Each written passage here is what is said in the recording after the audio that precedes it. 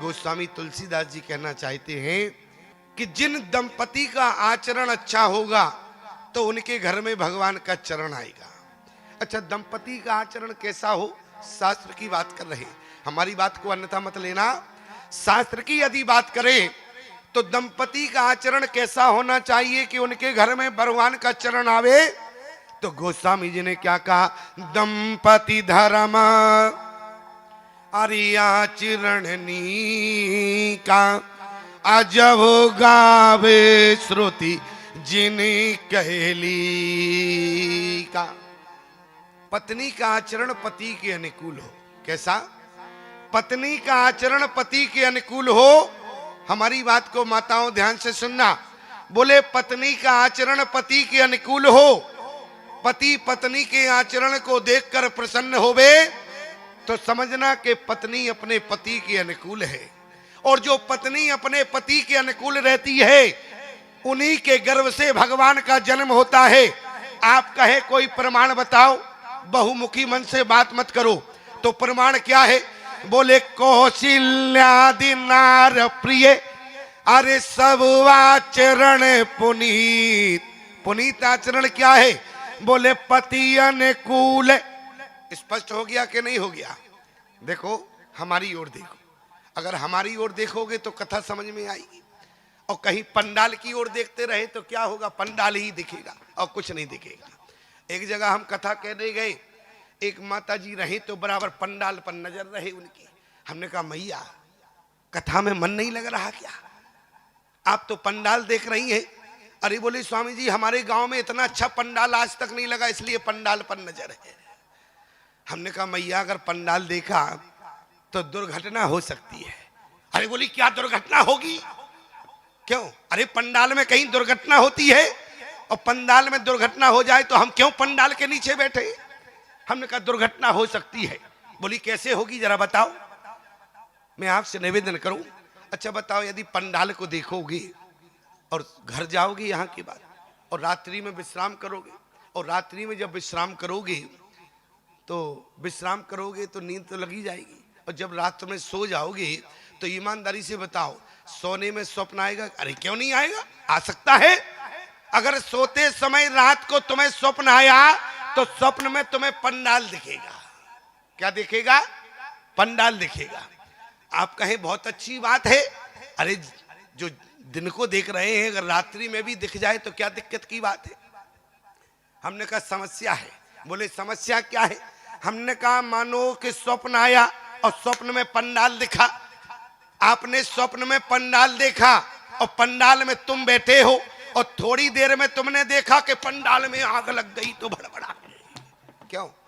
स्वप्न में पंडाल में कहीं आग लग गई तो ईमानदारी से बताओ ब्लड प्रेशर बढ़ जाएगा कि नहीं बढ़ेगा? और यदि तुमने हमारी ओर देखा तो क्या होगा? बोले स्वप्न तो आएगा, स्वप्न में तुम्हें महात्मा दिखेगा। कहने का मतलब स्वप्न में भी मैं तुम्हें कथा सुनाते दिखूंगा तो स्वप्न में भी तुम्हारा कल्याण हो जाएगा प्यारे। इसलिए जो कथा कहे उसकी ओर देखना चाहिए, ये नहीं है कि पंडाल की ओर देखो। निवेदन क्या है? माता पार्वती शंकर भगवान से पूछ रही हैं। शंकर भगवान निर्गुण ब्रह्म को सगुण बनाने वाले भक्त की चर्चा कर रहे हैं। दंपति धर्म आचरणनी का, दंपति धर्म आचरणनी का अजब गावे श्रुति जिने कहली का। अजह गात श्रुति जिने कहली का। दंपति धर्म आचरणनी का, दंपति धर्म आचरणनी का अजहु गावे श्रुति जिनी कहली का। अजहु गात श्रुति जिने कहली का। मैंने आपसे कहा था कि हम एक पक्ष की बात नहीं दोनों पक्षों की बात करेंगे।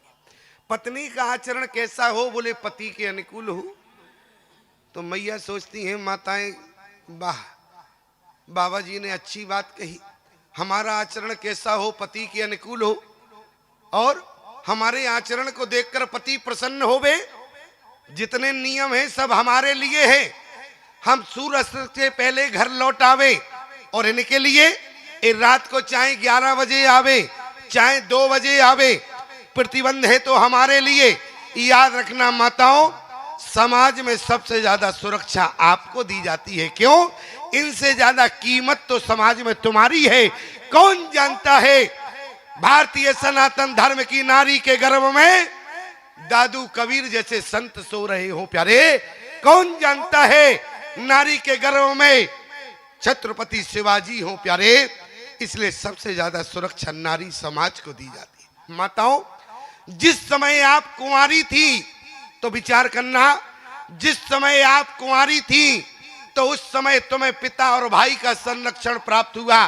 जब आप नारी बनी तो पति का संरक्षण तुम्हें परमात्मा ने दिया, और जिस समय आप मातारी बनी तो उस समय तुम्हें पति और पुत्र दोनों का संरक्षण प्राप्त हुआ। कहने का मतलब तुम्हें स्वतंत्रता नहीं है। क्यों? क्योंकि तुम्हारी सुरक्षा दी जाती है। क्यों? ऐसे समझो, अच्छा जो हीरा होता है उसकी कीमत होती है कि नहीं? तुम हीरा हो, आप कहें कैसे?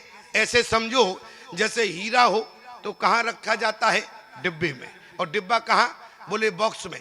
और बक्सा कहाँ? अंदर। इसके बाद भी ताला, फिर इसके बाद ताला, ताले पे ताला, इसके अंदर है हीरा। तुम्हारी कीमत हीरा के समान है। और इनकी कीमत, अरे इनकी कीमत तो ऐसे समझो जैसे एक दुकानदार होता है। ईमानदारी से बताओ, दुकानदार जब सवेरे दुकान खोलता है तो काजू बादाम किशमिश के जो डिब्बे होते हैं वो बाहर लगा देता है कि नहीं? अच्छा, और जब दुकान बंद करता है तो काजू बादाम के डिब्बे अंदर रख देता है। और अरे काजू बादाम के डिब्बे अंदर रख देता है, लेकिन नमक के बोरे किसी ने अंदर रखे? दुकानदार ने नहीं रखे। माताओं, कीमत तो समाज में तुम्हारी है। अरे ये तो नमक के बोरे हैं, कौन इनको ले जाने वाला है? ये तो नमक के बोरे हैं, इनको कौन माई के लाल छूने वाला है? इसलिए सुरक्षा तो तुमको दी जाती है। निवेदन क्या है? दंपति धारामा, अरे दंपति धारामा, अरे आचरण नीका, अजहो गाव श्रोती जिन कहली का। ये रात को चाहे 11 बजे आवे चाहे 2 बजे आवे, कोई माई के लाल इनको छूने वाला नहीं है। अच्छा, एक विडंबना है, माताएं परेशान हैं। माताएं कहती हैं ये घर में आते हैं तो पीकर चले आते हैं। अच्छा, पीने की आदत बहुत पड़ी है तुमको। अच्छा ये बताओ, शराब कहाँ से बनती है? महुआ से बनती कि नहीं? और महुआ में जब फल आता है तो उसकी हरियाली रहती है क्या? कहने का मतलब हमारा सिर्फ इतना है, महुआ से बनी हुई शराब को आप पीते हैं, और महुआ में जिस समय फल आता है तो महुआ की हरियाली चली जाती है। याद रखना प्यारे, जो महुआ से बनी शराब को हाथ लगाता है उसके जीवन की हरियाली चली जाती है। इसलिए महुआ से बनी शराब नहीं। अरे जरा विचार करना, आज यदि मैं कीमत की बात करूं, आज लोग मधुशाला जाते हैं लेकिन लाइन लगाकर खरीदते हैं। जरा मैं निवेदन करूं, एक व्यक्ति हमारे पास आया, बोले स्वामी जी बड़ी समस्या है। हमने कहा बेटा समस्या क्या है? बोले हमारे पैर में फोड़ा हो गया। फोड़ा का मतलब समझते हो? क्यों? फोड़ा का मतलब घाव समझ लो, कुछ भी समझ लो। बोले हमारे पैर में फोड़ा हो गया। बोले अच्छा। हमने कहा फोड़ा हो गया? बोले मैंने तमाम डॉक्टरों को दिखाया लेकिन अभी तक नहीं मिटा। हमने कहा अच्छा। बोले बड़े बड़े डॉक्टरों को दिखाया लेकिन हमारा फोड़ा नहीं मिटा। हमने कहा तो एक काम करो। बोले क्या करे? हमने कहा थोड़ी सी शराब लगा लेना, ये फोड़ा मिट जाएगा। बोले कैसे मिट जाएगा? अच्छे अच्छे डॉक्टरों को दिखाया, दवा कराई, ऑपरेशन हो गया 2-3 बार, इसके बाद भी फोड़ा नहीं मिटा, और मामूली शराब से मिट जाएगा। हमने कहा भले आदमी, शराब से तो अच्छे अच्छे घर मिट गए, ये तो फोड़ा ही है फिर तुम्हारा। क्यों? कहने का मतलब शराब को जीवन में कभी हाथ नहीं लगाना चाहिए। देखो शराब का स्वाद तो जानते हैं, इसलिए तो मुस्कुरा रहे हैं। निवेदन क्या है? निवेदन आपसे कर रहे हैं, पत्नी पति के अनुकूल हो। और ऐसा मत समझना कि गोस्वामी जी ने एक पक्ष की बात की है। एक पक्ष नहीं, दोनों पक्ष रखे हैं। बोले पत्नी कैसी हो? बोले कौशल्या दिनार प्रिय, आरी सब आचरण पुनीत। ये पुनीत आचरण क्या है? पति अनुकूल। अच्छा बताओ, हमने अपने मन से तो बात की नहीं, क्यों? अपने मन से कहते तो तुम्हें बुरा लगता, लेकिन अपने मन से नहीं कहा। बोले पति अनुकूल प्रेम दृढ़, अरे हरि पद कमल विनीत। इसलिए आज गोस्वामी जी ने क्या कहा? बोले पत्नी कैसी हो? पति के अनुकूल हो। जो पत्नी अपने पति के अनुकूल होती है, उन्हीं के गर्भ में भगवान का वास होता है प्यारे, उन्हीं के गर्भ से भगवान का जन्म होता है। बोले पत्नी पति के अनुकूल हो, और पति तो गोस्वामी जी ने क्या लिखा?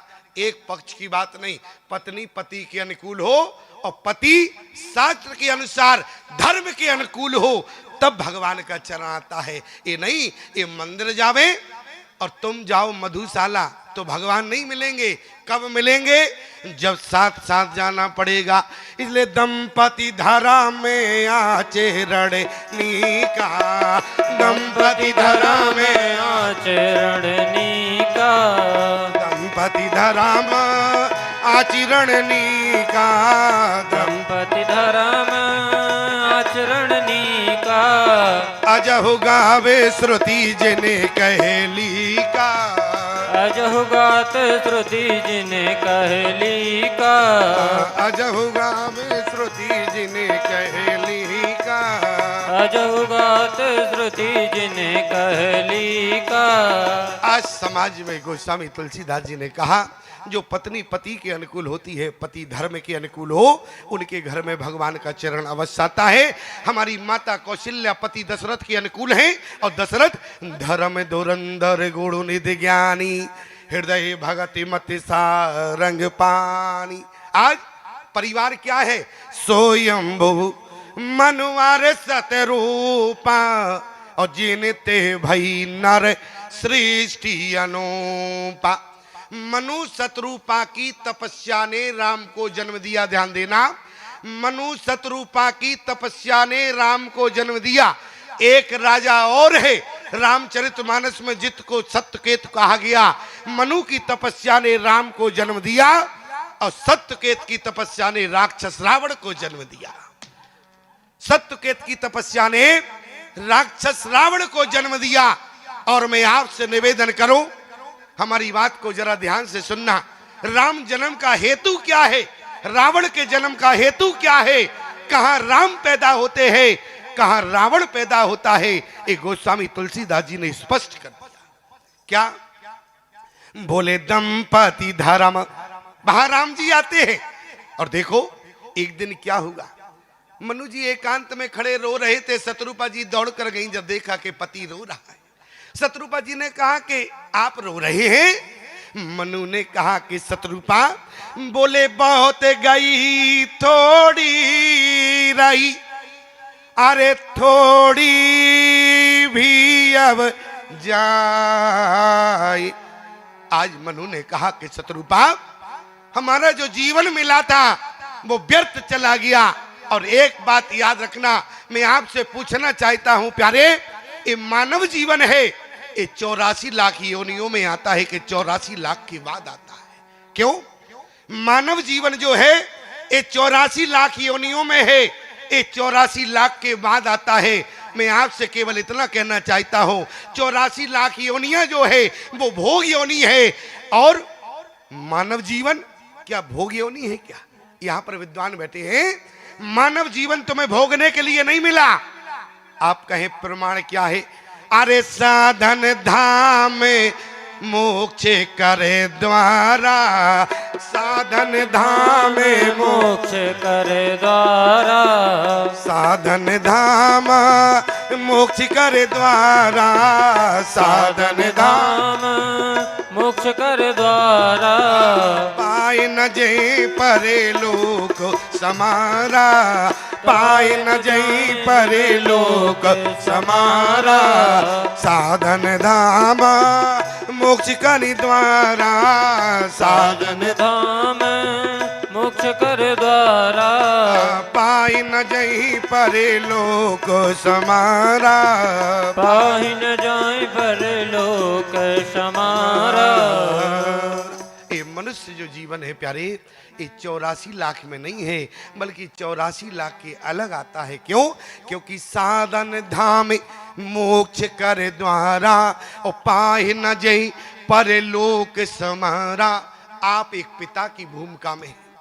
जरा विचार करें, एक आपके बेटे ने कहा कि पिताजी हम व्यापार के योग हो गए, नौजवान हो गए।